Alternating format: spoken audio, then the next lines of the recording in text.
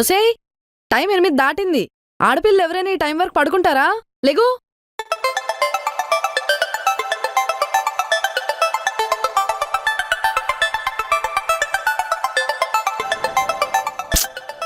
మా టైం 8:30 కదా అయింది, అప్పుడే లేపేయాలా?